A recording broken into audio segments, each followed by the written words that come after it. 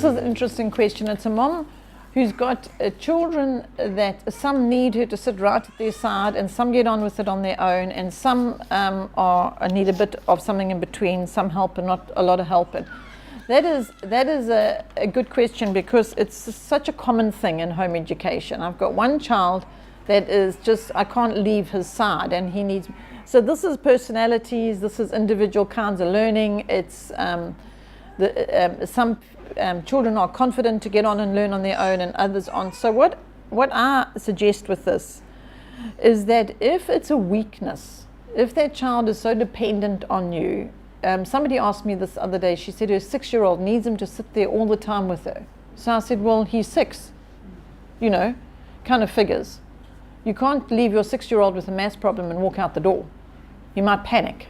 He needs the security, the comfort of knowing you're there to guide and support and help. But when that 6-year-old is 16, I don't know so much that he's going to be needing you to sit there. And if he is, you might be having a problem, because then you realize that he has too much dependency and reliance on my assisting him every step of the way.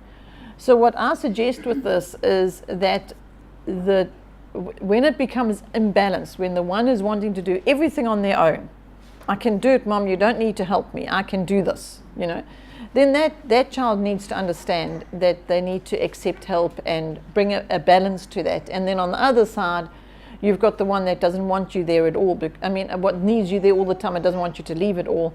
Then you have to help that one by saying, I'm going to just go put the kettle on, I'm going to be back in 5 minutes.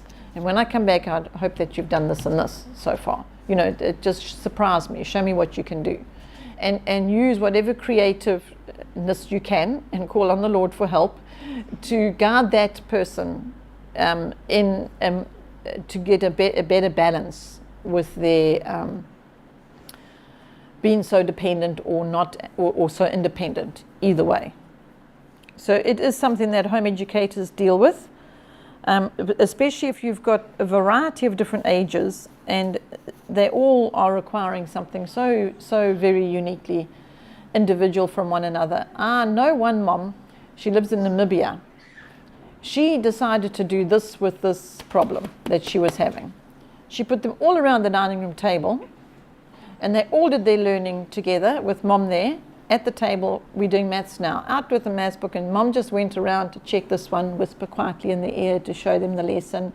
Didn't have to separate and go to the room, because and she just had them all around the table, and she had a large family, and so that is how she found it worked for her. So they would all sit together, and she would do the language, and then take a tea break, and do the maths, and take a break, and then the rest, she was Konos living, so the rest of the day was Konos play, and so on. And so the one that was able just to carry on their own didn't need her to be coming to them at the table as much as another one, if you hear what I'm saying. So that's how she solved that in her large family considerations.